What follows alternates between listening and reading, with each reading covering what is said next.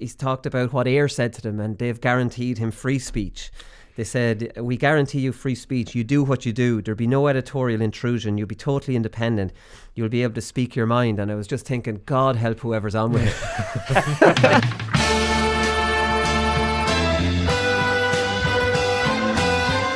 I'm not finished yet. It took me a long time to get here. Both players have spoken with each other. So this is obviously the All-Ireland Club final preview show, lads. But we're going to start with our friend Joe Brolly, who's agreed to talk to AIR. And this is a quote from him. He says, "Well, you know, there you are then, I'm a hypocrite." So it's fairly obvious he is kind of being a hypocrite here, Conan. Conan and Conor are here obviously with me. Yeah, it definitely is. Like, it's just whether or not you care about it. Obviously, he's got a lot of principles, and he's been very, very, very strong on this. Very strong on principles, and the GAA's principles. The GAA and ethos. Yeah. And he's tweeted, and he's deleted the tweet since.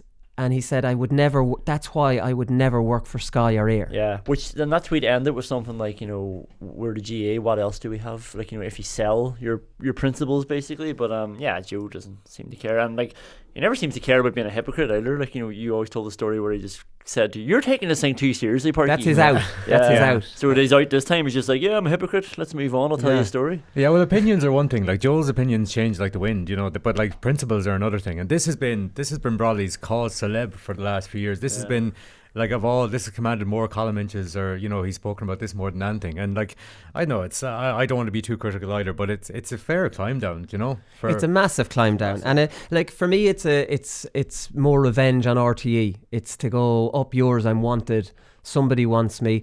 And he talked about being hurt by RTE, and I completely understand that he absolutely would be hurt. He was kind of dropped unceremoniously, if we're being honest, after 20 years, and he had some brilliant moments with RTE.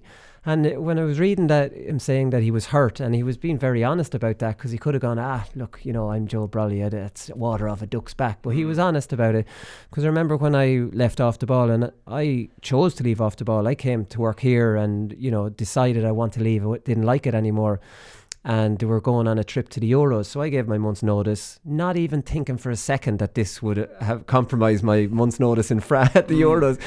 And then I got told I'm putting on gardening leave and I'm not getting that, and I was out the door. I was told I could come in and collect my stuff from my desk, and I was like, what a wankery way to treat somebody after, you know, doing good work for them for 3 years, coming in at a time when things were very difficult for them. Anyways, I don't want to go on about that situation, but I'm looking at Joe Brolly, 20 years of some brilliant moments, and now he's just out the door.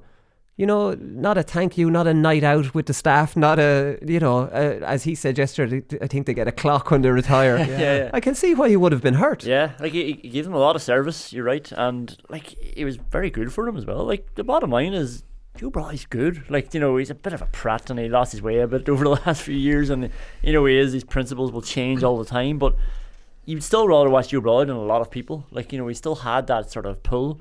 And yeah, it's weird that they, like, you know, fair enough, they wanted to make a statement, or, you know, it was difficult and they wanted to sort of maybe clamp down on him a little bit. Yeah. They just got rid of him. They didn't demote him, or just gone. I think his ego had gotten too big in that he thought it was more about him, and he tried to be more entertaining. And like, I mean, we talk about this all the time. There's a balance between analysis and being entertaining. I think he can mix both of them together easily. But to be honest, he's talked about what AIR said to them, and they've guaranteed him free speech. They said, we guarantee you free speech. You do what you do. There'll be no editorial intrusion. You'll be totally independent. You'll be able to speak your mind. And I was just thinking, God help whoever's on with it. Like, what are they going to do? Like, pray for anyone that's on with him. Go do what you want, Joe. Yeah. Like, the first game is Kerry Dublin. Now, no one's going to watch it on AIR because it's on RT at the same time. And obviously RT is free to air. But like, I mean, we should open up a book on whether Joe goes on a big rant about Dublin's charity work at halftime. Like, I mean, it's dangerous to say to Joe, there's free reign, because like, he just bullshits. Like, I mean, I think Joe, your reins need to be pulled in on him a little bit, and maybe that's the presenter's job. It's going to be tough for the presenter, and it's going to be worse for the person sitting beside him. He's not going to get a word in edgeways. You're going to have a lot of people tweeting Joe Brolly the viewing figures between AIR and RTE after the first day. That was Joe Brolly's favourite. Oh, he loved doing that with Sky, didn't it? And I mean, geez, can we get our hands on them? Because I would love that. That would be funny, wouldn't it? That'd be who good. watched on AIR? But it'd be better coming from you, Willie, to be honest. But it'll be be good for him for social media. So he might latch on the social media numbers now and start talking about that. Well, that's the thing. He talked about his children, and we'll move off this now because I know you probably want to talk about the matches. He said he was talking about his children. He says, I see my own kids' viewing habits. They don't even watch TV now. Everything is streamed on tablets or whatever. And he talked about the average age of a BBC viewer being 61. And that's all right. We understand that. Everything's moving online with the younger people, YouTube. But that's trying to soften his blow from leaving RTE or an exclusive game on RTE. Those rules don't apply. The whole country's watching that, and there's no getting away from that unless the next deal starts spreading it around. You know what I mean? Which I think the GAA have to move with the times and stop giving so much exclusivity to RTE. But the reality is, all those rules and the children. I bet his children who watch YouTube and tablets and all, they still watch a match on RTE because there's nowhere else to watch it. And you're going to watch this Dublin Kerry match on RTE. You're like, Joe Brolly's a good name, but you're not going to go out of your way to go get him. Like, if he's on, great, but like, you're going to still watch RTE. I'm terrible for that. I'm still, but like, I go to a match and if it's not on RTE, I think it's not on the television. And it could be like, even if it was a rugby match maybe, and it's actually on Sky, and I've just wrote it off because isn't that terrible? It's not even on telly, and it's on. But like the way with a lot of the pay-per-view channels now, geez, we're going off the subject. It's gone so bad now that if it's not on RT or BBC, it might not be on Sky, it might not be on BT, and it's on First Bloody Row or what's the other one? The other one that's $10 a month for Premier Sports.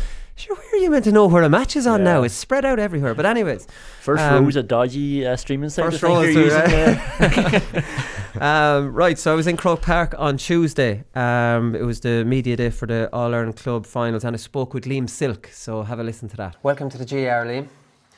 Colin. How is the excitement building in Corofin? This is a 3 in a row, has never been done. Potential 3 in a row has never been done. Yeah, look, it's best off try not to think about it, I suppose. People in the media are going to be mentioning a lot, but we're just looking ahead to 60 minutes really. It's just we need to focus on this one game and try not to think too far ahead or think too much outside of the picture. Yeah, no, I understand that that's definitely the way as a team you will be thinking of it. But when you're driving in the car and you're going home to train, and is it difficult not for your mind not to wonder and think, Jesus, no club has ever done what we could do? Look, no, I've definitely been trying not to think like that because. But is it hard to push that away, or can it sink in a little bit? Look, if it happens, that's when I suppose you'll think about it and let it sink in. But for the moment, 2 in a row has been done before by 2 teams, so we're not standing out as anything just yet. So I think we need to just focus on the one game, and then if we do it, that's when we can start thinking about it properly. Yeah, no, true. How do you motivate yourselves to come back year after year? So we know the domination in Galway, even though it's been getting harder to win them. Don't know, are the other teams catching up with you, or is it difficult to stay motivated every year?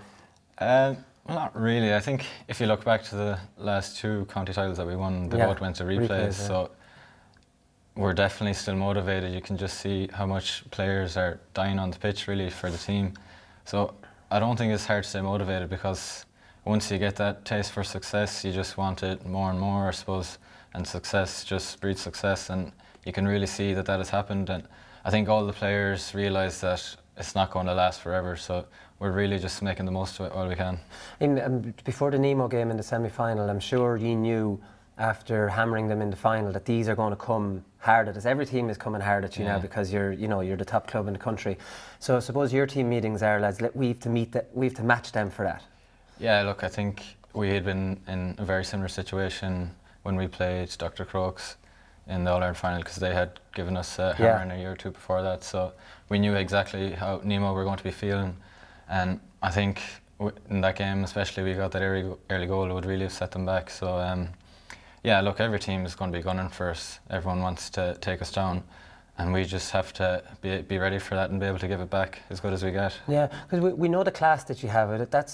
We've eulogised about your team because it was brilliant, but it looked like Nemo against Nemo, like you were the team out for revenge and not them. Like, you must be very proud of the likes of that. Yeah, look, around the middle of the field, players were just dying for breaks and diving in, and like I was back in the full back line just in awe, I suppose, at all of it, because I just the sheer will to win every ball out there. It was amazing, really. Yeah, it is. It's incredible.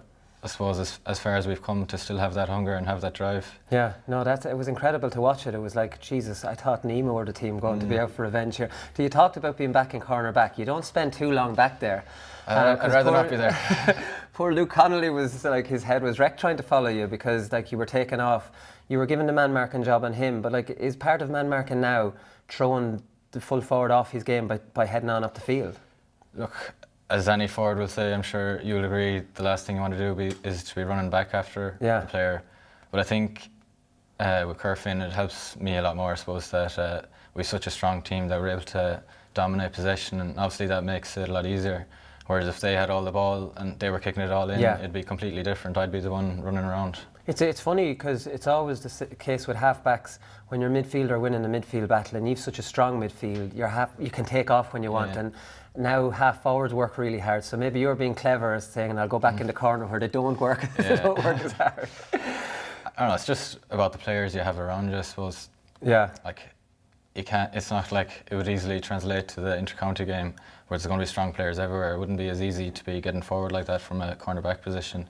So, yeah, it's just really about. I suppose in Kieran Fitzgerald as well, we have an anchor at the back there who's always going to hold the fort, and he took off a few times against Nemo too. Well, he must be trying to change up his game plan as well. But yeah, look, it's all about the players around you. I think that makes it that bit easier. Yeah. So, some of the goals you scored 5-5 in the championship, and some of your finishes are forwards finishes. Did you play in the forwards at any time, or do you work on your finishing? Because they're not goals that you would associate. Some are smashed high, some are placed low. Like they're almost like goals that a forward would score. I'm not sure. And you take penalties. Yeah. Well, I would have previously, in let's say seasons gone by, I would have gotten goal chances and I wouldn't have taken them.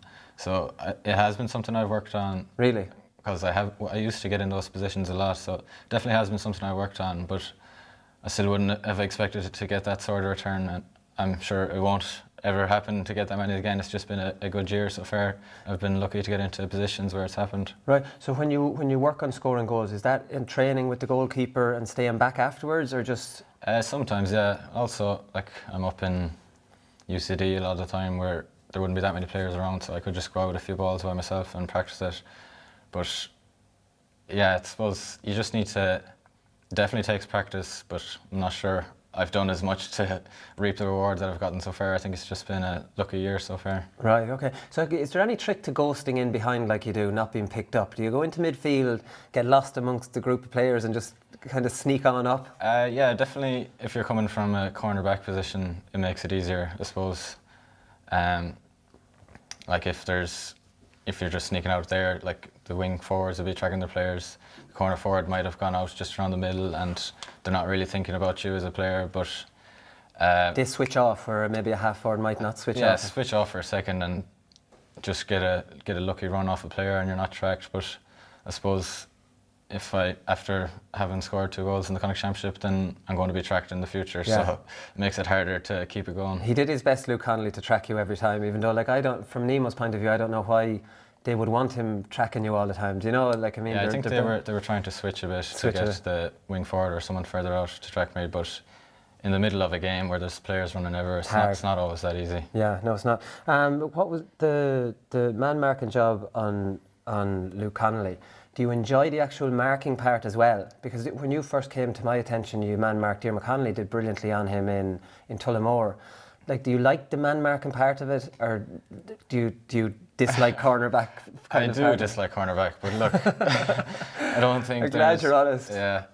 Look, it's just about going out and doing the best for the team, and there is a certain satisfaction if you're marking a big player like that and you're helping the team and keeping his scores down. Yeah. You definitely get a satisfaction out of it, but because it's not like you're not able. You're well able to get in and get the fit, traditional cornerback play, for example.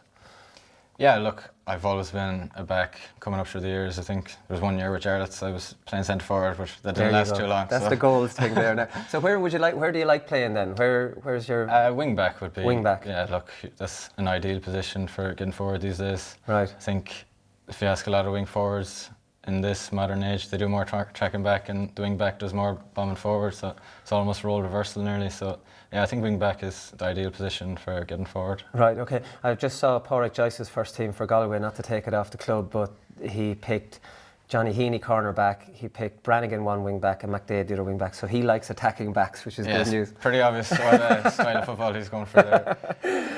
But yeah, look, I think what he's trying to do is to have good footballers in every position and to be able to attack from everywhere. So it's a very good style of play to want to be going into. And but you just can't neglect the defensive side of things too much either. You still need to have good defenders there. Obviously not. Come here, you went travelling in 2018. Do you think you're benefiting from that now? Do you think that's important for players to do, just to take a break, especially the way year rolls on with being with a successful club? Yeah, like a lot of the Corofin players would have gone to America or whatever for a few weeks in the summer, so it definitely helps to get that break.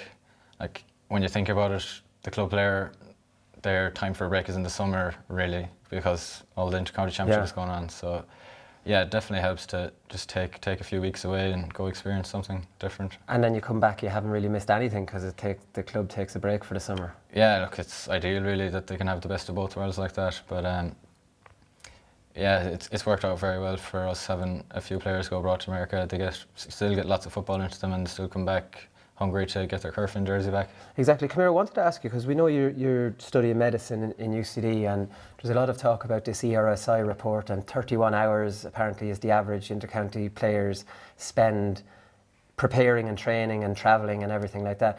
Like, how do you balance the study that's involved in studying medicine with all that? Because I'm sure when you travel back to Corofin or back for Galway, like you're losing maybe from 4 o'clock in the day until 12 or 1 that night. Yeah, I think it's key to get that balance. There wouldn't be, I suppose there isn't that many players doing that much travelling as me, and I think it's very important that I wouldn't go back midweek every week for training, because obviously like half the day would be gone, and then on the Fridays half the day is gone again as well, and then Sundays travelling back up. So I think it's up to each player for their own individual situation to try and manage it the best they can. But it's also, you need the managers to buy in to see the player welfare point of view and what's best for them as well, so that they're not putting too much pressure on you. And thankfully I've had understanding managers for the past 2.5 years while I've been in Dublin. They've been very eager to make sure that I balance everything properly and get the best out of both the study and the football side of things. Okay, because like the Mayo fellas in Dublin were saying they go on like Skype calls and check into team meetings, you know, during the championship when you have to... A lot of them train up in Dublin as well. Train in Dublin as well. Because like it would be out of the question for you to travel home during the week with the workload you would have studying, I'd imagine.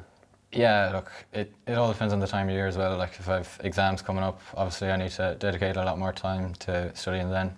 But thankfully, at the moment, I'm only back a week or two, so I'm able to prioritise the football at the moment. But yeah, again, it's each individual player's own situation. And obviously if there's more players up in Dublin, you could get together during the week to make things that bit easier.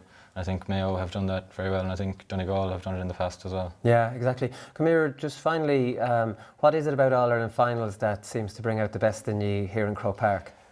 Is it the pitch? I think that definitely helps. I think after the first one, all the players, they just feel confident when they come out here. But it's been a combination of us performing very well, and the teams we've been playing, they definitely wouldn't have been happy with their performance. Yeah, but it can't be a coincidence that it's happened 3 good teams. Well, we'll have to see what Kilcoo brings to the table. I'm sure they won't let it happen. So, yeah, I don't know what it is. It's just performing our best on the day and being ready for the moment. Yeah, exactly. Did you get to watch Kilcoo after the Nemo game, or you were in transit? We saw the second half. We were watching it while we were eating food. Look, they're a very impressive team. I'm sure you'll agree. They've seemed to have gotten better as they've gone on in the championship, become more of a team and become more convinced in their ethos and how they're playing. So they're just very fast, fit, skillful players, and they're just set up to take us down, I suppose. Yeah, exactly. Just to finish up, Kilcoo obviously are a tiny little village. A lot of them are sheep farmers, which we've heard from them.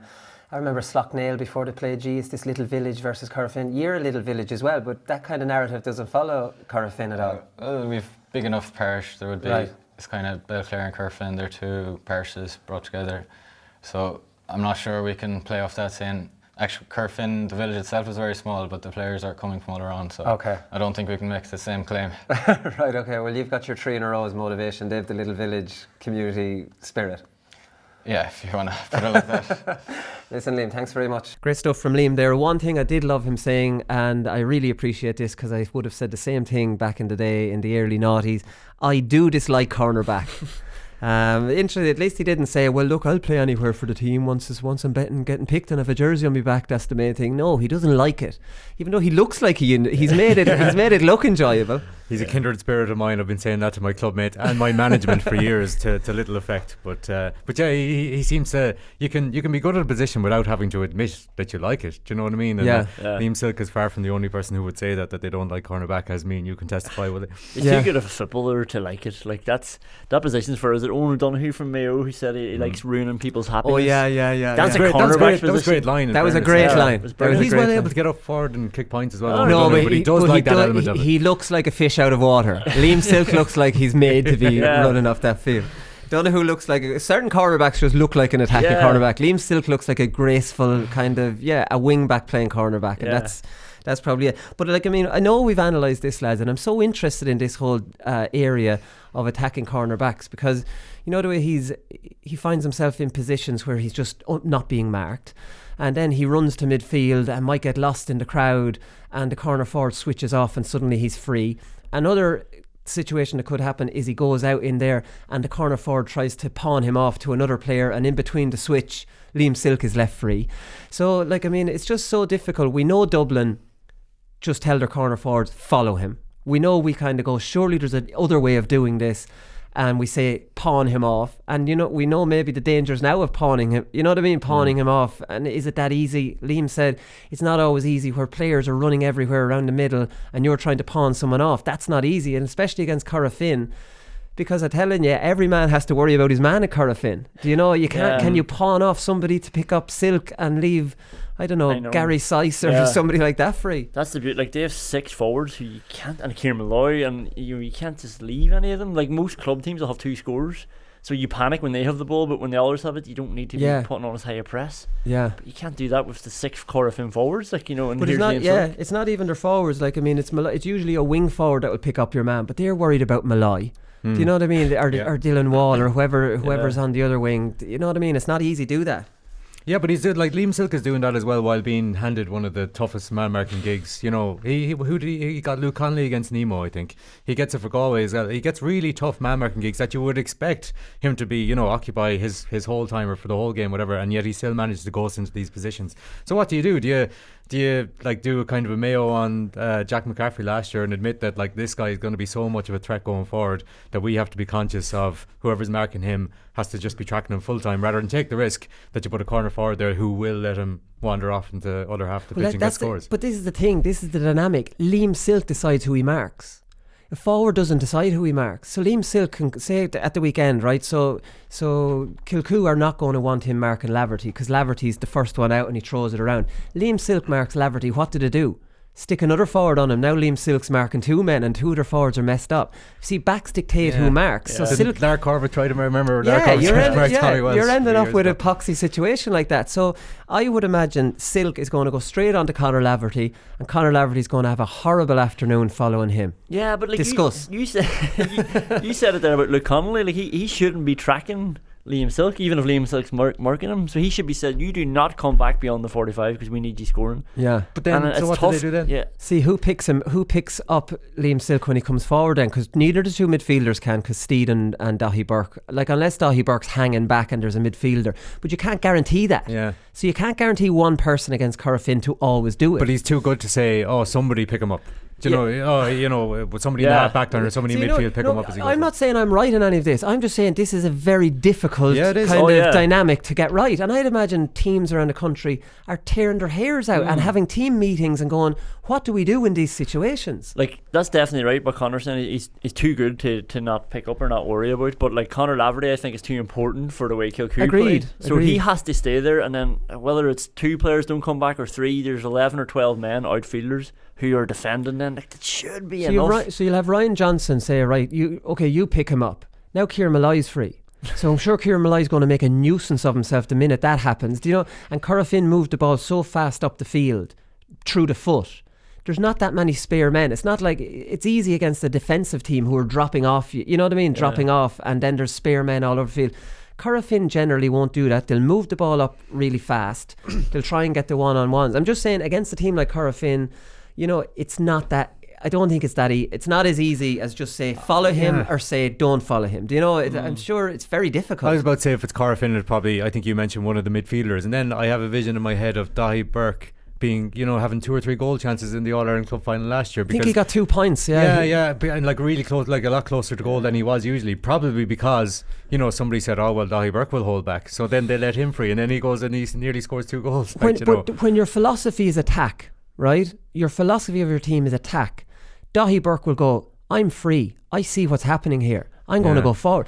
If that's your philosophy, if your philosophy is to defend, Dahi Burke will go, "Geez, I better not go forward now. I'm the last man back." Do you know what I mean? Yeah. So it depends on what your philosophy. That's why I think it's so hard against Corofin, because every man is going to have to be worried about someone. Yeah. So what would you do? Because I would definitely be saying to Conor Laverty, don't you bloody leave the full forward. Yeah, I would be the same. But you have to be very quick on the draw there. If whoever's told to pick up Laverty, if his man starts causing problems, now you're in problem. You know what I mean? You nearly have to have another fella doing it the next time before their men start figuring out this is a tactic, I'm free, or the other sideline starts saying make a nuisance of yourself, you're free. Do you know what I mean? Yeah. It's not just it's not an easy thing. It's definitely it's definitely not. I had Kieran Fitzgerald on Conor Lafferty, but now you've kind of convinced me that it's going to be Liam Silke. Well, I think what forward would Corofin like to mess? Whose game would they like to mess up? Jerome Johnson's not playing brilliantly on that full forward line. It's Laverty. Laverty makes them because tick. of his importance to their overall game plan. Yes, I would say so. Yeah, but then I wouldn't rule out Jerome Johnson. I mean, like, I know he hasn't been great, but this is a county standard footballer who could potentially turn it on today, especially in Croke Park as well. No, true. I think Kieran Fitzgerald, funnily enough, will mark him because it was Silke on Connolly the last time. And Fitzgerald picked up the corner forward, the young fella, the under 21. His name escapes me right now, but he was a dangerous forward, and Fitzgerald picked him up. So it's funny that they'll still give him a man marking job. Other interesting matchups: Ryan Johnson and Kieran Malloy. Yes, that's a beautiful matchup, isn't it? Yeah. I do like that matchup, and I think that matchup will probably happen. The Daryl Brannigan conundrum for Corofin, that's a big conundrum for them, because this is a dangerous player, and Corofin picks 6 forwards. Like Seiss, you would say, is arguably their traditional worker, but Seiss is not at an age profile where he wants or probably have the pace to follow Daryl Brannigan. So what do you do? Put Lundy on him? See, Lundy will work, and Lundy drops back maybe a bit, sometimes too much. So maybe Lundy, he would have the speed for him. But this is where I was actually thinking about Liam Silke again. I was wondering, would Kieran Fitzgerald, would he be able to pick up Laverty? That frees up Silke. Not necessarily to go to wing forward and mark Brannigan, maybe, but then it frees up maybe Kieran Malloy to push in there and just leave Gary Seiss in a freer role. Right. You're dropping a wing forward or dropping a forward then, are you? Yeah, well, you're playing more in a... You can see my hand gestures now, just all around the middle. We're on YouTube. Yeah, I'm going to YouTube and just see that I don't know what I'm talking about, but just that middle eight, it's like you're like Rafa Benitez doing all because it's a more defensive role playing wing forward against Kilcoo than it would be playing around the middle. Yeah, I think we talked about this before. Was it maybe against Nemo with Tomas O'Shea or something like that? We wondered who they would do mark him, and I think Corofin just played as they were. Well, I was just about to say that because this sounds really traditional, but I would say that the Corofin management is like, don't you worry about them, let them worry about you. And you see the way the Corofin play, they move the ball so quickly that Kilcoo are really kind of dependent on getting turnovers and then breaking the pace, but Corofin don't allow you to do that because they move the ball so quickly by the foot that they're rarely that out of shape that a team like Kilcoo that wants to break a pace can do it, because Corofin have their men in positions to be able to break it up anyway. So I think that that's having done it already before against teams with half back lines that break a pace, I think that's what the manager O'Brien will be telling Corofin, say Gary Seiss, Jason Leonard, whoever will be Farrer on the forward, with Farrer playing centre forward, to let the half back line worry about you as opposed to you worrying about them going down the pitch. Yeah, no, I think they will as well. I have a feeling I don't think they'd put Silke on him. I don't think they'd move their team around that much, but I think that maybe it is it. Gary Seiss might be the one, just track him when he goes and that's it, or stay goal side of him when they're attacking. That's probably the best way to against Nemo, I saw Gary Seiss and he was having a great battle with his I can't remember his name, his individual marker, but he drifted in the odd time just to keep him thinking. Do you know what I mean? Drifted into full forward. It was only a little bit. He does that sometimes. If he's going to take a break, he goes, listen, I'm not fit to track Daryl Brannigan down the pitch because bust my balls for 10 minutes. You just go out there to the to the wing forward line. If you have to trap him back, you have to. Then I'll be back in 10 minutes to do it. I think they're kind of, there's the Corofin forwards are so in sync that they can do that, whereas it would be dangerous with any other team. Yeah, no, they absolutely do. And one thing where Corofin are so dangerous, and where Kilcoo need to be careful, is this press, and they're all doing the press now. Corofin's ability to win ball around the middle is without comparison in the club game.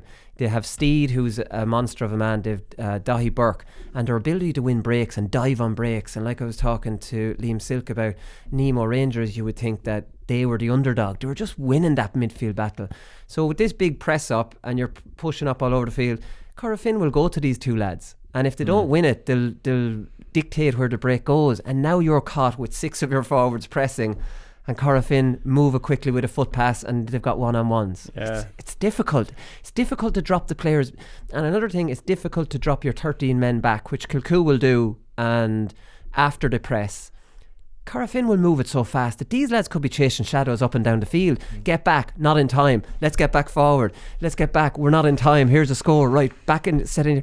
It's not easy against Corofin. It really isn't. When they're on song and they're moving that ball through the foot, dropping those men back, as the play is progressing, that just doesn't work. And then the Croke Park factor, obviously. So the press last year's All-Ireland final, like Bernard Pollard had just an exhibition of kicking, and it was long kicking, and they were just dragging the other team into different positions they didn't want to be in, and this is why Burke got free so often as well. It was launching from that platform of a good long kick out. Yeah, a big disappointment about this offensive mark without moving it on, and why they extended it to the 45, is that no team outside of Rory Gallagher teams, and maybe Carlow will change outside of Poachers teams, they're the ones wearing the bootcut jeans. Most teams are dropping 13 back only when the ball reaches there. They're coming back with the ball. So what way to beat that is to move the ball fast through the foot. So that foot passing was coming back into the game naturally. If you want it one-on-one, you have to move it through the foot. There's no better team getting one-on-ones, because Corofin move it down through the foot. And there is that danger that Kilcoo will be wanting to get players back, but they won't be able to slow, unless the answer is to foul Corofin and just get back. You know what I mean? Try and get back. It probably is easier said than done as well. It's not easy for Kilcoo. Definitely not. I suppose we'll have to get predictions on this, lads. Jeez, I cannot see anything. I think Kilcoo will take it to Corofin. They'll drive into them. Corofin won't look like they're the ones up for it. Like Nemo and Dr. Crokes were massively disappointing. It looked like they didn't show up on the day. Kilcoo will show up on the day. They'll get in their faces, and they'll make a game out of it. I just can't see how they can stay with Corofin. Corofin have too many ways to hurt you. What was it you said to Liam Silke there? They have their little village community spirit there as well. He didn't get drawn on that one, but I think it will be closer than a lot of Corofin matches that we've sort of been disappointed by. I think it'll be like a Slough-Nail final. I think it won't be a hammering like Nemo and Dr. Crokes, where it's a joke of a final. But I think we'll know pretty much after 20 minutes who's going to win it. You Corofin hammered Slough-Nail as well, did they not? They won by 10 points, because I was just about to say that's what I think it'll be like myself. Yeah. Jesus, yeah. I mean, we say that's not a hammering, but it's still 10 points. Yeah, I remember just sitting there knowing who had won the whole game. Yeah, maybe it was. I'm trying to think of that final. Maybe it was. But it wasn't at the annihilation early on that the other two were, was it? It wasn't over by half time. If I can remember correctly, it's back in 2015. But yeah, I don't know.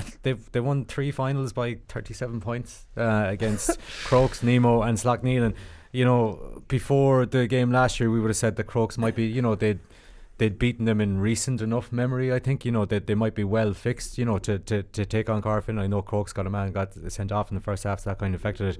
But you would have said the same about the teams that were playing Corofin in these finals beforehand. That I can really see them putting them up to them. And Corofin are just too good. I really hope I'm wrong for the sake of the contest or the game, but I think it could be 10 points or around that. Really, do you think again? Jerome Johnson was interviewed. He says the All-Ireland final, you'd have watched them, and some of the moves that's put together, it's as good as you would have seen in any level of Gaelic football. I think we talked about this last year when Nemo were playing them, and the other team admiring Corofin. You know what I mean? Because who doesn't? Who bloody doesn't? They're fantastic, and if they win this, it's 3 in a row.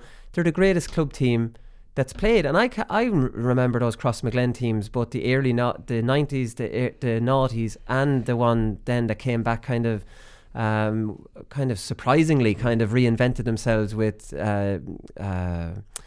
Jamie Clark, kind of on the pulling the strings, Oisin just finishing up 2010 direction. 10 I think it was 11, 12 or 12, 13. They won 2 in a row, and they won 3 Ulsters in a row, I think. Were beaten in I'm not sure who beat them anyways for the 3 in a row.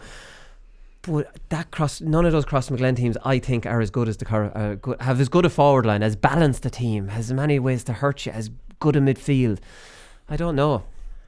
Yeah, I just keep thinking, like, every time I get excited about Kilcoo putting it up to them, like that clip of Lundy's goal just in the semi-final, it just hammers home how much better after like 20 seconds. Yeah. No. And even the first pass from Sice, the depth of it to ignore the first man and go straight into Farragher, I think it was. Yeah. His invention, the turn, the execution of it, the finish, like. They're just too good. If you wanted to be overcritical, you'd say the two on the full forward line didn't communicate and ran the same side. Yeah. And Lundy went, shit, we're on the same side. I'm going to double back. Yeah. If you wanted to be overly critical, you would say, lads, a bit more communication in there. But before Farrer even got that ball, I knew he was going to try that ball to Lundy. It was a difficult ball, it was a really ambitious ball, but that's what Corofin do, and it was executed. I actually thought Lundy took a few extra steps around. There's always one. Do you think? Do you think do you think that they both went the same side with that plan in mind? I think you're over. I think you're overanalyzing. I wouldn't put it past. I don't know. I was going to say they did create space by doing that, but I don't know. I don't know. Yeah, I would be more on the line that they both ran the same side because they thought Sice was going to put it across there and they weren't communicating. But listen, who am I to say? Who am I to say that they went both the same way for Lundy to use his speed and double back? Yeah. Fantastic if that's it. We must ask them on Monday. I'll try and get one of them on. Right, so are we all going for Corofin? They're 2-7 in the bookies, lads. So I can't see anything outside of that. Yeah. Okay, great stuff. Other 2 games. These are on the following week, lads, funnily enough, the intermediate and junior football, because on Saturday the intermediate and junior hurling is on in Croke Park. I think it's at 4 and 6. They're being streamed live, and then obviously the 2 senior games are on Sunday. So there's no room for the football until the following week. Weekend, because obviously the senior ones were separate. So the hurling would be on a Saturday night or a Sunday, and the football, the intermediate and junior, both games would be on either the Saturday night or the Sunday. So now obviously the senior games are on this weekend, so football has to be moved across. So Maheracloon versus, geez lads, Connor, here you pronounce that for me. Oughterard. Yeah. Oughterard. So Oughterard shocked Temple No, lads. This kind of flew under the radar last weekend. Temple No, by all accounts, kind of kicked it away. They were 2 up at half time, and then they kicked 4 wides, including a really good goal opportunity. So they didn't get any of those scores when they were dominating. Then it's 9-7, and Oughterard get a goal. Now it's 1-7-9. They're a point up, and then they push on to get 2 more points and win it by 3. So Temple No completely, you would, from reading match reports, you would say threw it away. Tommy Finnerty, the Oughterard manager, has talked about how they looked after themselves over Christmas and New Year, and he says they're easy to handle. We've turned a corner with this team. I've said before that the culture was a problem. It's no problem now. These guys are men now. Wow. I just went, geez, I like the sounds of this Oughterard, lads. Listen, Conan, how have you not talked to this guy already? These messers who finally grown up now and they're starting to take their football seriously, and they're a really good outfit. Maheracloon are favourites. They beat Mattock Rangers, who are back up to a solid senior team in Louth for a lot of years. They beat them well in the semi-finals. You'd imagine they must be a really, really good team. We know the players that they have. You'd have to fancy Maheracloon. I think Oughterard potentially might have, beat the favourites and shocked it, and might not do it again. They needed a replay to win their Connacht, or to win their Galway, county final. So I would go for Maheracloon here. And a little bit of a pity, I reckon. I don't want to be disrespectful to Oughterard, but Maheracloon versus Temple No was the one we all thought was going to be the final. But look, that's not the way it works. Yeah. And if I know a man from reading his quotes, I think I know Tommy Finnerty now. Yeah, he seems like a good bit of stuff. Yeah, I wouldn't put it past him to maybe cause another shock. But Maheracloon's story is so good, obviously, as well. No pitch to train on all year, and it's, that's sort of a bit of adversity for them. And I think they see themselves as a senior club, so maybe they think like they're way above this level anyway. I'm going to go with Maheracloon just to shade it. Yeah, same as my only experience. Like Oughterard, they beat the Neil won Mayo Intermediate, and they beat them fairly comfortably. So, and the Neil were pretty good. I have to say that because they beat us on the way to win the championship. So what did they beat you by?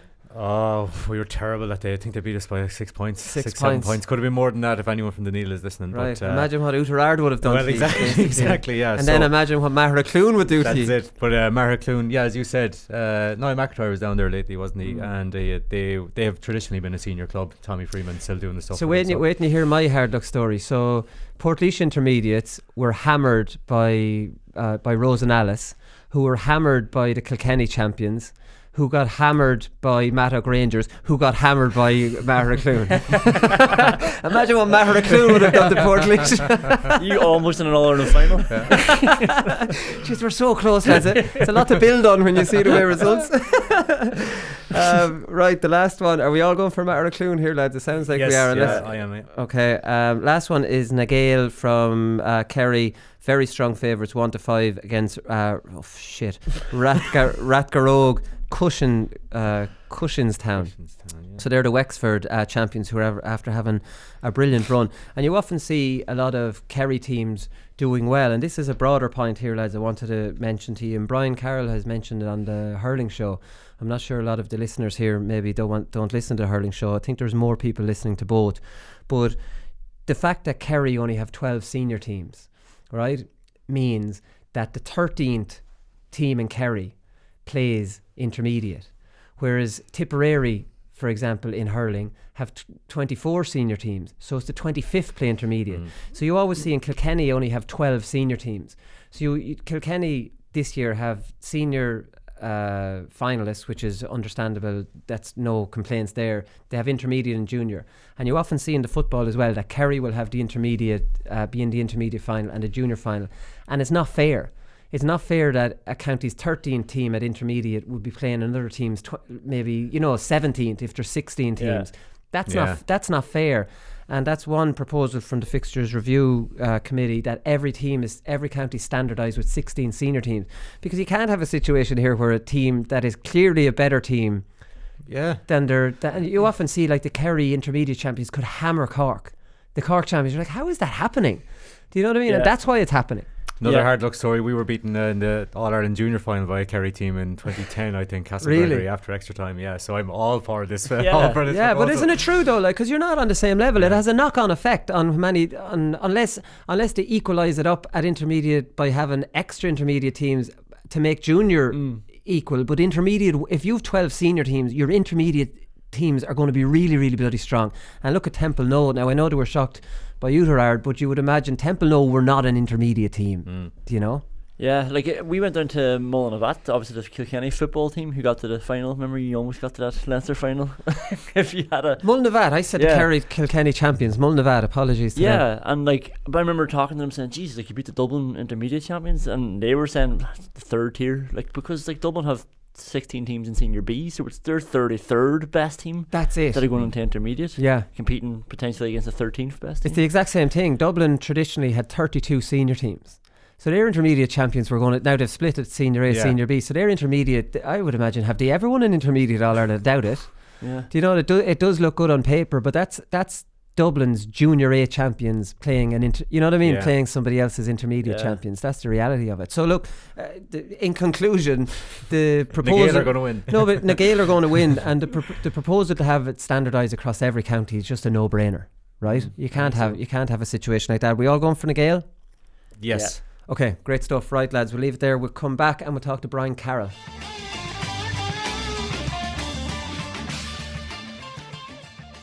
So this is the first ever club senior final between the Kilkenny and the Tipperary champions, Brian. That's a very weird statistic.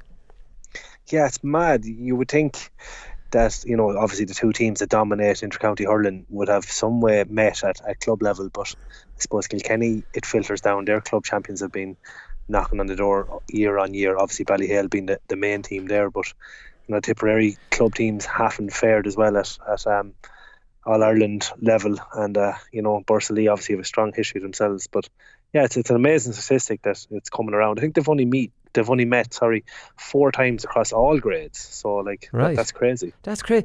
Have you any theory on why Tipperary have underperformed at club level? Like, I mean, it just doesn't make sense, does it? No, and probably the standout one is Thurles Sarsfields. Yeah. The team that they had there for best part of a decade, and their best chance was an All-Ireland semi-final against Kilcormac back in 2012. And they had their eyes on the final. They completely forgot about the semi-final, and Kilcormac fully deserved their win that day. So, it's amazing that Thurles, for all the domination of Tipperary, haven't really kicked on, and the stars of the team that they have. Yeah. That was probably the other one. And I suppose the other one then probably was Tumivara, the great team that they had. They had a top-class team, yeah. A top-class team, and they just never pushed on and won an All-Ireland either. Bit of a travesty, really, considering that for both teams, the domination that they had both in Tipperary and in Munster. Yeah, there's definitely a weird one. I don't know what it is about them. I don't know what it is about their club. And then, of course, we have the Michael Fennelly, Johnny Kelly sideshow, which, they're both involved in the Offaly setup. It's going to be an interesting one, because we're going to talk about tactics and stuff. But, like, I mean, would Johnny Kelly target Michael Fennelly, or would this be kind of disrespectful to your manager? Because Michael Fennelly loves to hold the middle and get a free role. I'm sure Johnny Kelly won't want to give him that role. I think he'll be the first person he'll be targeting. Being honest, I think it's ruthless at this level, and rightly so. Like, sure, they might be working together with Offaly, but that's where it'll end. Yeah. But I think Fennelly will be a place where he'll go and try and expose. So I don't think there'll be any holding back there. Yeah, we've Dan McCormack coming up in the show in a minute. There was one quote from him, because he was at a media launch in Croke Park on Tuesday that I went along to, but he was talking about the chilled out atmosphere in the Borrisoleigh dressing room, and it makes an awful lot of sense. He said a lot of club hurlers, especially the ones we have, it wouldn't suit them if they were getting worked up and there was too much motivational speeches in the dressing room. It seems to work for us that it's very calm, relaxed and chilled out atmosphere, and we know club level preparation is getting towards inter-county levels, but at the same time you have to remember that club players don't want to be tortured for a full year, and you know what I mean? I'd say that's probably what he's alluding to. Oh, definitely. And often you find as well, and I'm sure you found this as well, the warm-up starting is extensive at club level. Thankfully, I'm not a great man for the warm-ups myself, but it just seems to be overdone at inter-county level, and thankfully you go back with your club and it just doesn't seem to be as going on for as long, really. And you just kind of concentrate on the game a little bit more. You don't turn up to the game as early as well. Often it can get carried away at inter-county level. It can be professional almost for the sake of it. You could be meeting a couple of hours previous for your pre-match meal, or at the dressing room an hour and a half before the game. All this sort of stuff. Meetings. Yeah, meetings. And whereas at club level, rule of thumb, roughly an hour to 45 minutes beforehand. Depending on the importance of the game. And it's that it does lend itself to a more laid back kind of atmosphere, even naturally. It does. And he was talking about them having some farmers on their team, and if somebody arrives to training 20 minutes late, he's not getting bawled out of or getting in trouble. It's understood. And I think any manager at club level anywhere in the country, if you start treating club players like that, you won't last too long with club lads, 'cause club lads don't need that nonsense. You know what I mean? I think club managers need to realise that it's just a different way of treating players. Oh, totally, yeah. And look, I suppose there's a lot more empathy for people and their real life situation and what's going on outside of it, and that it is obviously very important, but it is only a hobby and a sport, and it brings a lot of joy to people. And I suppose Borrisoleigh obviously know that firsthand. But I think the really successful club managers see that and they manage that really well. And look, I've been very backing of Henry Schieffelin, his approach to Ballyhale as well. I'm just going back in that story last year when the Kilkenny lads got that bit of a handy holiday. I think what was it, the Wild Geese tournament or whatever it was called down in Australia, and Schieffelin let them go and play and he'd no issue with it, and told him do them good to get a break. And they came back and Fennelly shot the lights out, got 3 or 4 goals against Wexford's Nevena. So it just shows how well he managed that situation instead of losing the plot and telling the boys to cut and go. So just that, to me, good managers at club level understand the players have a hell of a lot else going on you know, and I do. think that's part of it. They do, and I'm sure Colin Fennelly and TJ, I think it was those two, they would have come back going, Jesus, we have to repay him for letting us go there. You know, it just, Exactly, I mean, it works, it will work on your advantage. So sorry to go on that for a second, I remember like when we had Ken Hogan over us as well, and you know, he might be after having a long year with the county, and you might, you know, and say the better half would be looking to go on a holiday or whatever, and you know, you might squeeze in a week, but Ken would always come to you and say, look, you'll be better for that, I'm delighted you're going. You know, inside he could have been saying, sake, I can't believe you're going, but you know, he portrayed it to you, this break will do you the world of good, you'll come back way fresher. And you know, you invariably did. Like, yeah, the best teams I was on were teams that if you lost, your heart would go out to the manager. You'd look at him across the way and say, after everything he's done for us. And the other teams I've been on, it's a terrible thing to say that you'd look across to the manager and you go, well, I wouldn't feel too sorry for that bollocks. It's the truth. It's the truth, isn't it? Like you really try harder. You go that extra mile for a manager who's a nice man. Obviously, that's just one quality, but that being a sound man is a huge part of man management, because naturally you're good at that. Yeah, of course. Yeah, no, definitely. I have to agree with you that one. We've all been in those restrooms where you're going, I'm nearly glad this year is over. Yeah, you know, that lad'll be gone. That lad'll be gone.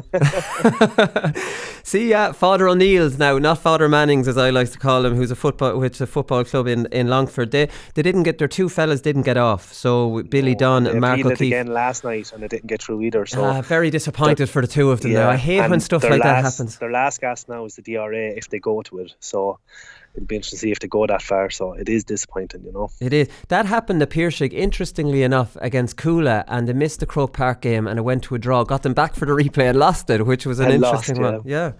So I thought that was a good one. But it's terrible for any club. It's terrible for any players. And from the match reports I saw, was reading, there were sendings off that weren't as clear cut. Now we know no sending off in hurling is clear cut, because there's enough hurling people will say there's nothing wrong with that, but apparently these ones, they were on the softer side of it. Yeah, and it tends to be now just that they tend to back the referee's report regardless. You know, common sense seems to go out the window, and that's disappointing. And I know they'll say it opens a minefield and all that sort of stuff, but you know, that's probably the thing that jars or really annoys people, you know, hurling and football people, when common sense seems to go out, you know, just gets thrown out, and you know, it just seems to be by the book. It's black and white, and that can be really, really frustrating. Yeah, no, definitely. So like I said, Dan McCormack was in Croke Park on Tuesday and I spoke to him, so you can have a listen to that. So Dan, how's it going? Good, all good now, yeah. It must be nice to get out of Borrisoleigh for a day. I'm sure it's a crazy village. Definitely. I suppose I'm teaching in Borrisoleigh as well, so there's no escaping any of the excitement or the hype around the village.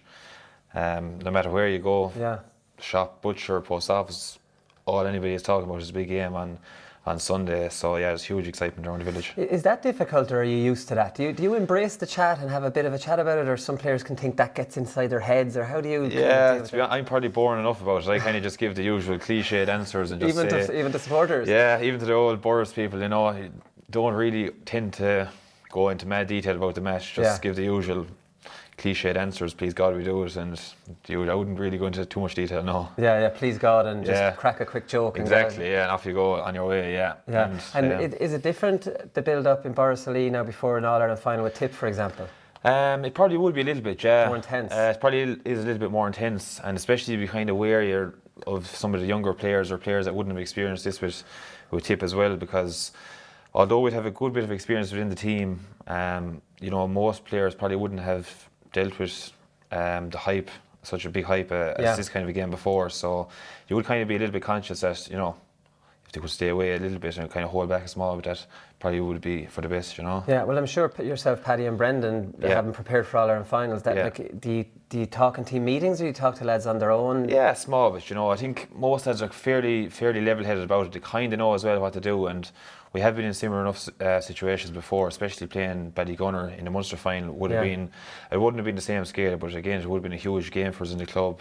And again, I suppose we're kind of trying to keep into routine and keep doing things the very same as we would have done for the Ballygunner game, as we will do next weekend. Yeah, true. So you're kind of used to the routine. Kind of used to it, small, yeah. It's actually fantastic, the new schedule for the likes of Borris Lee, because you've serious momentum behind you now, don't you? Whereas a 10-week break would have broken that. It would, definitely, because I've been talking to a few fellas from Toomevera who said that they really struggled with the long break. I think on one occasion they kind of stopped training, and the second time they went hard as they could train, and so right. With a 5 week, it's fairly doable. We had 2 challenge matches within that period, and we trained throughout. I think we played Kerry and UL, so it kind of brought us in nicely into about 2 weeks before the St Thomas's game, and we kind of took it from there, and it seemed to work well for us. Yeah, because you didn't lose any of that momentum. Like you were kept that same form, didn't you? Yeah, definitely. Still kept the same form.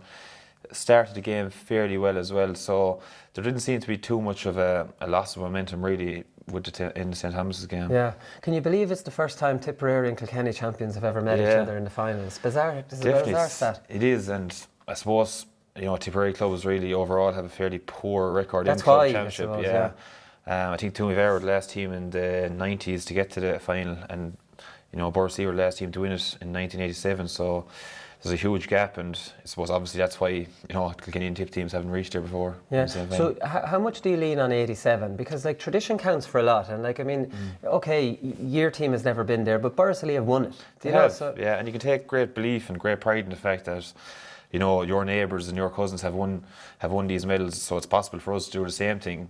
But again, at the same time, it's a different era.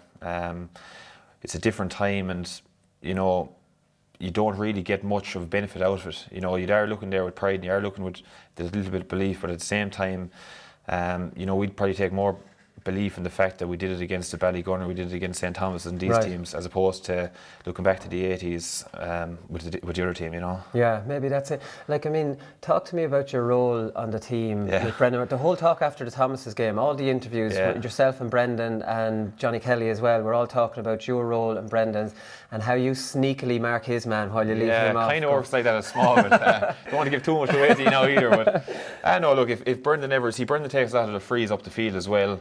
He's up there. Sometimes he likes to just drive forward and attack, and I suppose be it hurling or football, you just don't want to leave a big gap in the middle and to expose your full back line in front to any kind of a nice ball that a corner forward would like. So I just tend to sit back and kind of mop up in behind if he kind of goes up the field or drifts up the field, because again, the way that Brendan is playing at the moment, he'll be a marked man, and teams will try to drag him around the place as well. So it kind of gives him a little bit of freedom to move up and to attack the game a little bit more as well. It seems to work really well, because he's your talisman, and if he gets a point, it's nearly worth 2 for you, because he puts the fist up, and it kind of gets you going. Definitely, it is working well, and it's probably something we've been doing for the last couple of games, and you just don't really want to change the winning form either. It's been working well for us so far. So even your form has been excellent as well. You're a man of the match in the county final, and you've been completely yourself and Brendan, like the big players for Borris Lee have been doing it, and that's the really important thing with a club, with a kind of a rural club. It is, definitely, and I suppose you're seen as a leader there, and you have to play well. There is that little bit of pressure as well, and you want to perform for your club.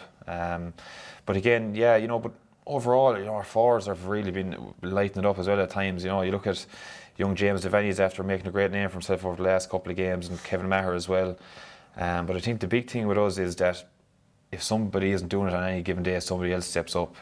You look at Conor Kenny getting man of the match the last day. Got man of the match in the semi-final against Glen Rovers as well. He hit 6 or 7 points. So I think that's the trait of a good team, really, is that if somebody isn't doing it, somebody else can do it. And thankfully, that's what's been happening so far. You mentioned JD there. You must have been panicked last Tuesday. I heard Johnny Kelly was on the warpath with the school. No, look, there's 2 of them. Kevin Maher as well. Kevin Maher, he was hurling centre back. Obviously you'd be a little bit nervous, and you'd hope that nothing happens to them, because they're only 18, but they're pivotal members in our team. They're hugely important to us. They make up a lot of our scoring threat as well up front, and obviously the lads had a schools game as well. The Harty Cup was a very prestigious competition as well, and they were mad to play, so we were just delighted when we heard that. Well, JD, first of all, he got the winning goal. Secondly, and Kevin had a great game. He passed it to him. Exactly, so it worked out well for everybody, thank God. So when you checked into the WhatsApp group, injury-free lads, there was injury-free. Weren't too concerned about the result, which was injury-free, yeah. But it's a really difficult one, because I completely understand Johnny saying, here lads, I don't want you to play or whatever, but I completely understand the school wanting them to play. So it's a difficult situation for everyone. It was catch-22 for everybody, Yeah. But look, you've come out the right side Exactly, of it. so it's all worked out well. And so that's the main thing. Yeah. Come here, you were injured during the league, and I'm wondering, looking back, you're probably sickened at the time with Liam Silke, the new manager. You wanted to impress him and all the rest. Yeah, but like, it's working in your advantage now, probably. It is, definitely. I would have missed the last 2 leagues through injury. 2018, I did cartilage in my knee, missed the full league. Then last year I did AC joint and missed the full league as well. And I think it was actually the same weekend, very same day, same weekend, same date. So I'll be looking to avoid that game this year if at all possible. But bad the AC little look, yeah. That's a horrible injury for a hurler, I'm sure. It was, yeah, and there's obviously, there's a huge gap in it as well, even since. I think I was fortunate enough not to have surgery on it and it healed itself, but again, you'd still be out for 8 to 10 weeks, and it took a long time to get back to full fitness, even to take confidence in taking a shot or taking a hit took a while as well. So again, probably, who knows, it might be of benefit to me now at the moment. Maybe I kind of feel a little bit fresher. And it's a shorter season. It is definitely a shorter season, and all these small things definitely add up, Yeah, to definitely. I saw a quote saying that, it was from you, saying that you Bursley used not win tight games, and now you do. So how has that changed? I kind of think that all it takes is just one game, win one of them. And it kind of happened for us this year. We played Drummond Inch, who would be massive rivals, and we won the game by 2 points. Going on from that, then we won the next game by 1 point with 14 men, and that was really the game that kind of got us going against Kilcoo in the semi-final. And then up until the last game against St Thomas's, which we won by 7, which wasn't really a 7-point win. I thought it was. I think so. Yeah, I don't know, even to go at the end. Yeah, but that was the first game that we won all year by more than 3 points. So again, we were really struggling for the last number of years, even to get over a quarter-final stage in Tipperary. And we had some excellent teams with some excellent players, but we just couldn't get over the line. But again, there seems to be that little bit of belief, a little bit of resilience that we mightn't have had before. And I think just one little click, just one thing to go right, kind of instills that belief into the team. And I'm sure you hammered it home then in training and said, look, we do win games like that. Definitely, because it can become a little bit a thing. That there's a little bit of pressure here, and you can't. If it happens a couple of times, you kind of start to question yourself. Well, if it comes out the last 5 minutes and it's a draw game, what's going to happen here? But I think that's well and truly out of our system now at this stage, Yeah, no, exactly. Come here, has your girlfriend and Brendan's girlfriends, have they forgiven you for the team holiday yet? Or? I don't know. Well, we got to New York out of it, all right. Did you get there, we got 3 nights in New York. Okay, that was the first leg of it, That was the first leg, and they saw the rest of the girls packing up for Cancun, and we were packing up for Brolly. So could they not have gone without you, no? They could have had if they wanted to, but I don't know whether they really want to. But look, hopefully we'll go again, and we mightn't be back here again for took 33 years to get back here for Brolly. So that's the thing. But the thing, more important things than holidays, Though there is, but that's for you. But people always forget about partners, girlfriends, wives, all these kind of things. That this is no commitment to you. Because you love it, it's your passion. It might not be hers. You know what I mean?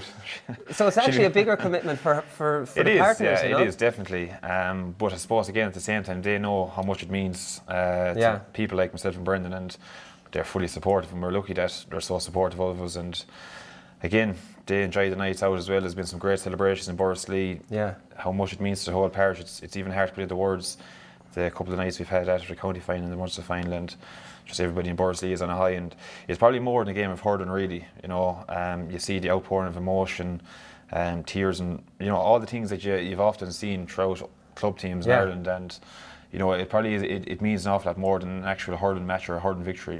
Yeah, no, it does. Has Brendan dedicated the half hurl to the club, or is that going to be put into a? I don't think he could find it actually after the game. He threw it out over his shoulder. Really? Yeah, that would look good in the clubhouse, wouldn't it? Brilliant for a museum or something. But as far as I know, he hasn't got it back since. Anyway. Right. Okay. Come here. Just to finish up, we know Ballyhale are obviously a brilliant team. Like they're the Corofin. I was talking to Liam Silke there, and that's what you're up against. It is. I suppose coming up here, making sure nerves don't get the better of the younger lads, and just performing. Exactly. That's really the key focus on training all week, is just to perform.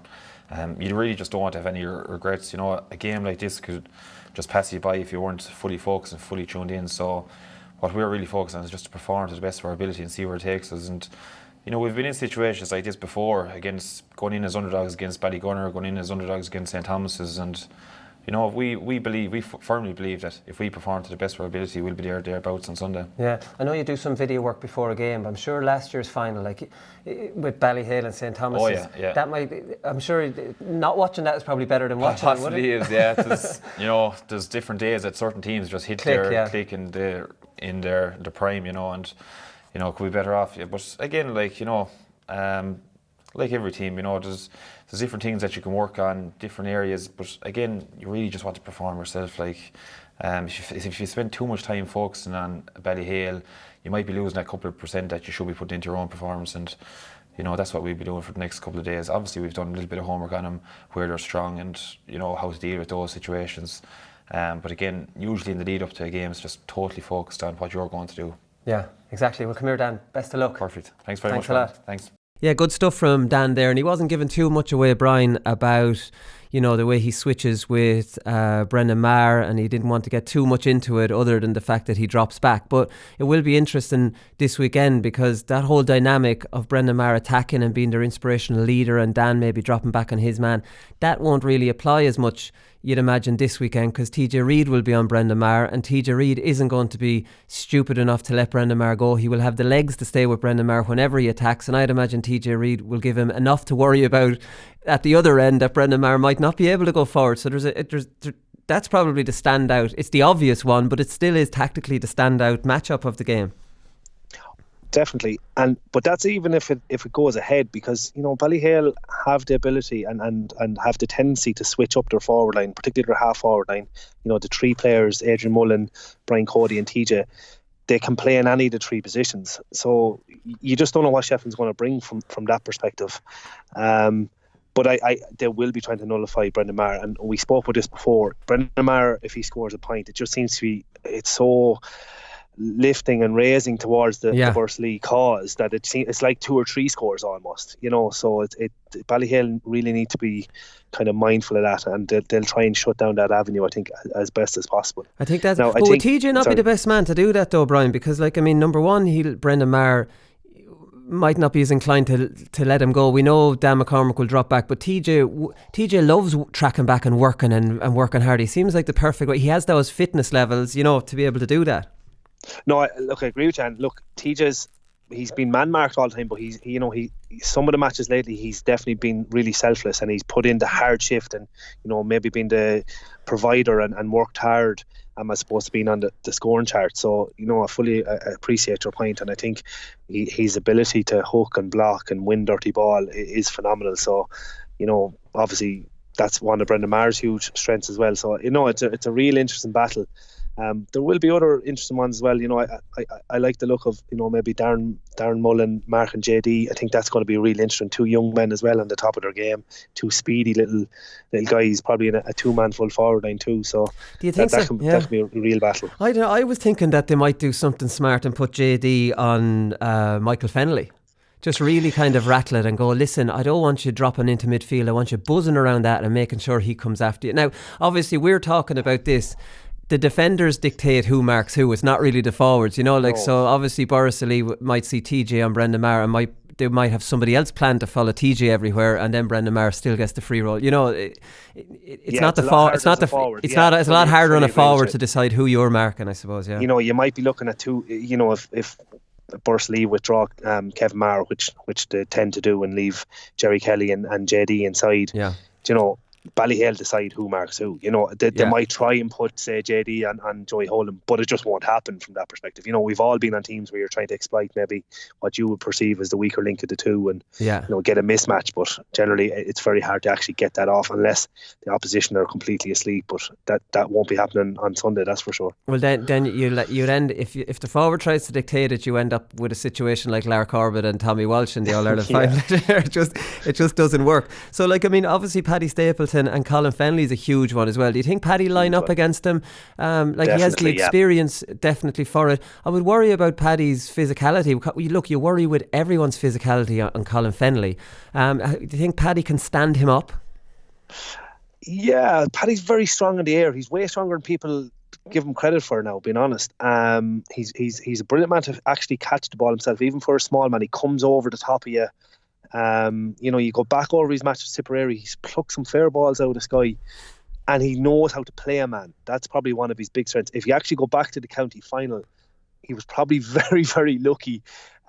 He completely took one of the Kildangan players out of it, high ball into the square, and played the ball straight through. It went out wide, harmlessly wide in the end. But he's very astute. He's obviously very, very intelligent hurler.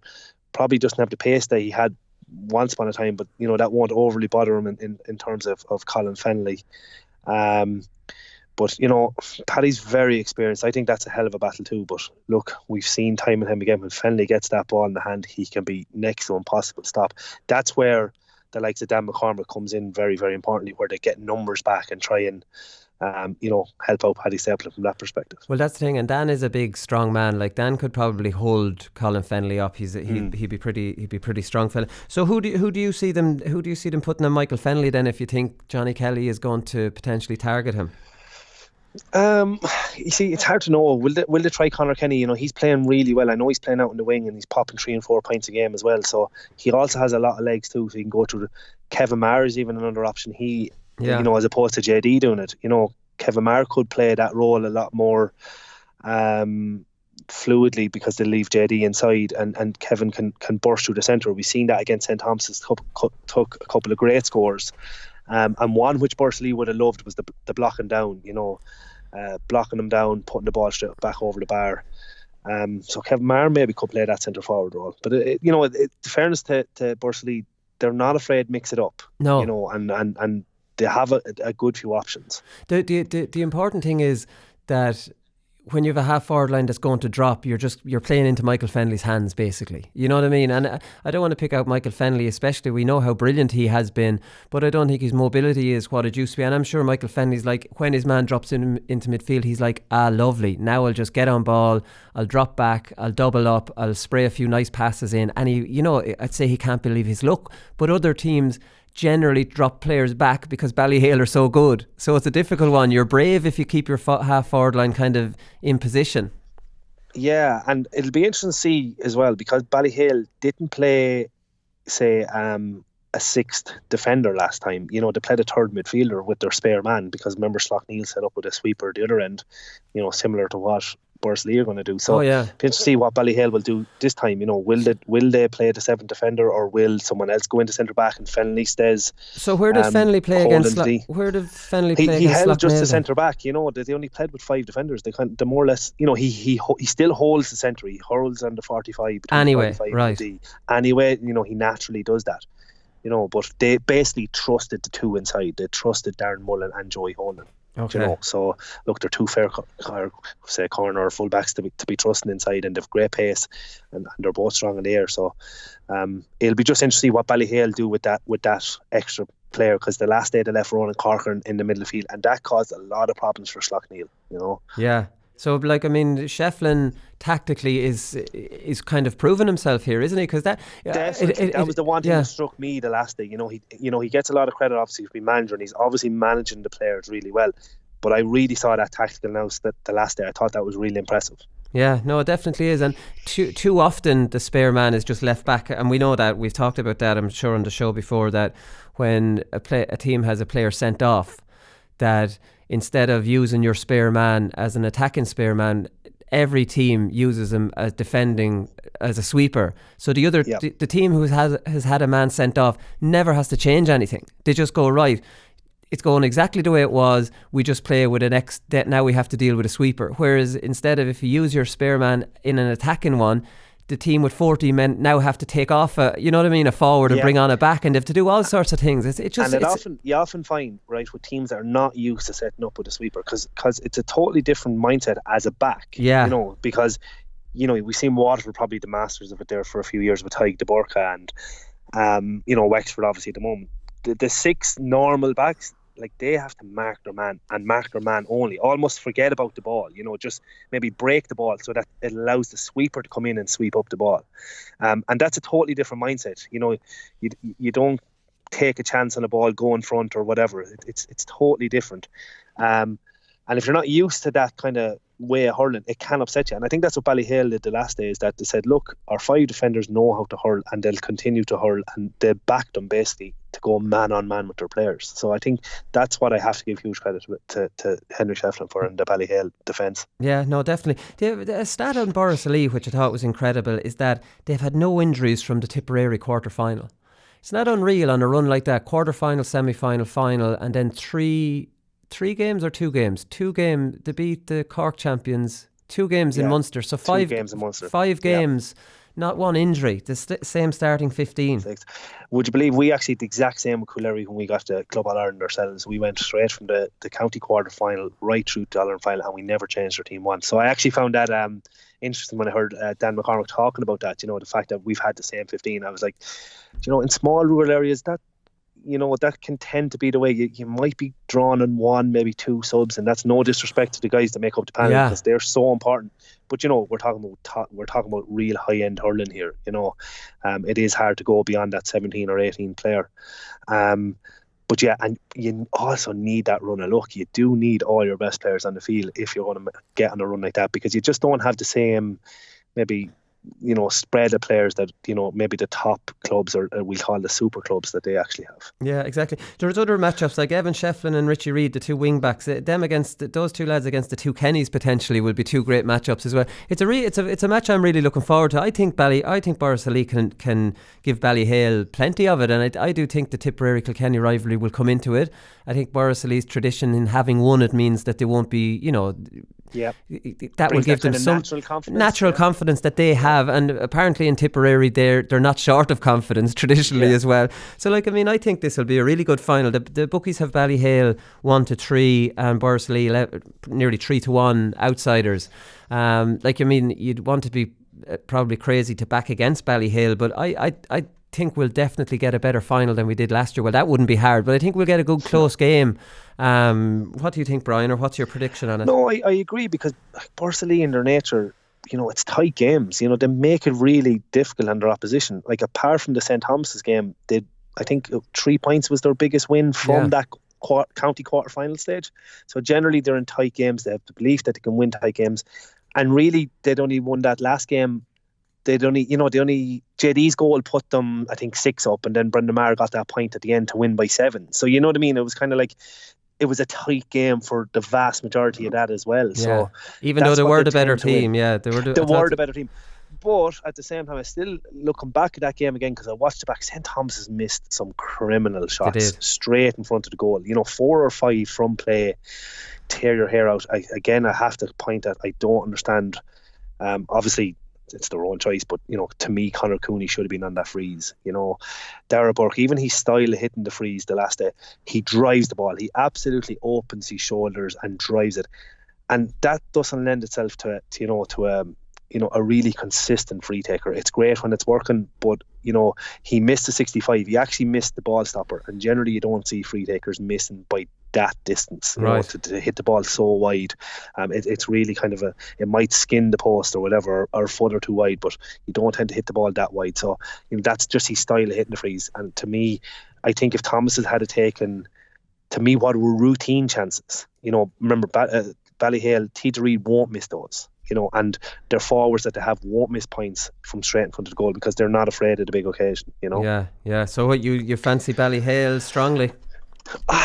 Not strongly. I think I agree with all your sentiments. I think it's going to be a hell of a battle, but I just think Ballyhale might have too much on this particular occasion. All right. Okay. So the other one then, these 2 games are on Saturday, the intermediate and the junior. So Tullaroan are 1-2 against Father O'Neill's, and I'd say that's probably a reflection on the two injuries feeding into that. I wouldn't think Tullaroan are 1-2 favourites over the Cork champions if they had a full complement, would they? No, I don't know. I'd say it would have been a lot closer. You'd have been talking 5-6, 6-5. I think. But with those 2 sending offs, and unless there's something happens if they go to the DRA on Friday evening, it looks like they won't be playing. So they're a massive loss. And we talk about that, it's a massive loss to any club. Yeah. 2 guaranteed starters and 2 big players for them. Decky Dawson, obviously, 2 forwards, 2 forwards. Has the capability of shooting lights out, in fairness to him. But Tullaroan, they have Tommy Walsh, the cousin of the Tommy Walsh. He's full back, but they also have the opportunity to put back maybe Pádraig if he's really going to town as well. So, Martin Walsh can play centre back as well, or wing back. So they've a lot of options there. I think Tullaroan, they've real strength and depth at the moment. Yeah, no, they definitely do. Pádraig Walsh was at that media day the other day as well. I thought he had an interesting comment. He says, the thing I'm loving about this championship, you're coming up against teams you don't know anything about.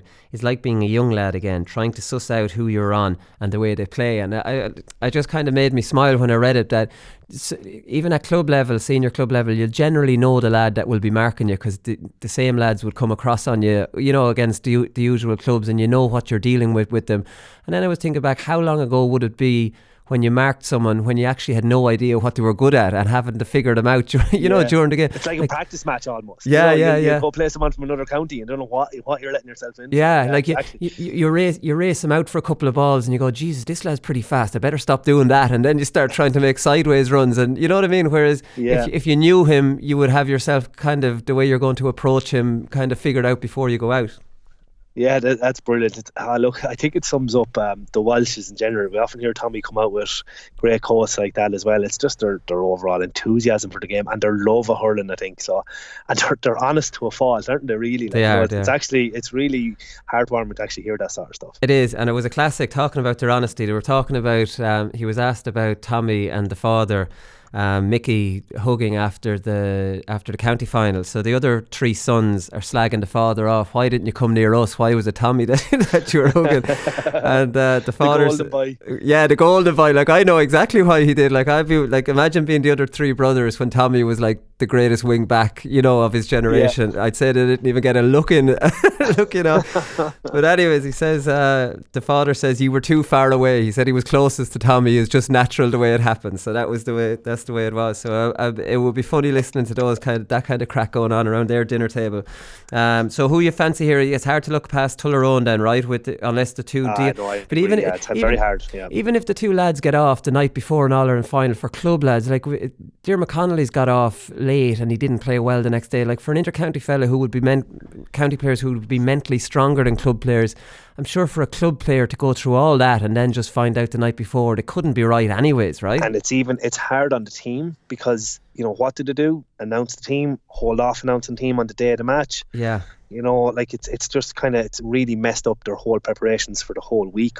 It takes. Yeah. It'd be hard to manage that, because it's on the tip of everyone's tongue. Are they playing? Are they not playing? And obviously, if it does go to the GAA, that'll be their third meeting in 5 days. Yeah. You know what I mean? It was actually the 2015 All Ireland final against Kerry.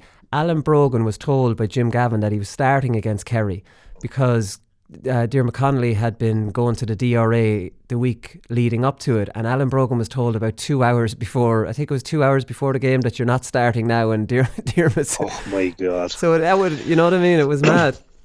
Yeah, it's mad. Anyways, right, we'll go with Tullaroan in that one, and the last one then is Russell Rovers. This is Cork versus Kilkenny again in the junior. Russell Rovers are favourites against Connacht Shamrocks, 8-11, 11-8. I suppose a toss up here, Brian. Yeah, look, Russell Rovers and amazingly their neighbours in East Cork of Father O'Neill's as well. So they will have a big contingent up from the kind of the one area, and they'll be getting behind them. So even that can help itself as well. Connacht Shamrocks isn't too far away from Tullaroan either. So Russell Rovers, they have a couple of really good forwards. Brian Hartnett obviously is the main guy that everyone might know about. His brother Kevin used to play for Cork. So Kevin's actually retired. He's living over in Austin at the moment. So and then excuse my pronunciation, but they've a big plus, and I think it's Michael Bassang or however you pronounce it. He's back for the final as well. He missed out in the semi-final. He's their normal free taker. So having two big forwards like that is a big thing when you're talking in a junior club All Ireland. These games tend to be actual crackers a lot of times. They seem to be very evenly matched in most of these games. I think this really shows the joy of club hurling. I think that people can go out at junior and intermediate, and it isn't all about just the senior setups. I think when it should be a great weekend, really. To be fair, they have their own standalone games, and they're being streamed on YouTube as well. I'm pretty sure both of them are on Saturday evening. They're on at 4 and 6 on Saturday, and I think the football one is on the following. The football ones are on the following Saturday. So it'll be interesting to have a look at them. I'll be interested in watching Tullaroan and Father O'Neill's, definitely. Anyways, no disrespect to the other one. So who are you going for? Stop sitting on the fence here. Who are you going for in this last one? Are you going for Cork or Kilkenny? I'm going to go for Cork in this one. Russell Rovers, give them one. Yeah, Russell Rovers, yeah. All right, just okay. their forwards. I think their forwards can have the ability to put up big scores. Right, okay. Listen, Brian, great stuff. The next time I talk to you, we will be previewing the intercounty. That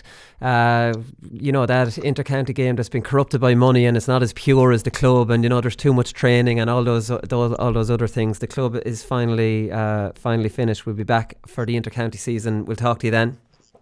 Perfect. Talk to you then, Wally. All right, great stuff, Brian. That's all we've time for. We'll be back on Monday, and we'll review all the finals then. Talk to you then. Good luck.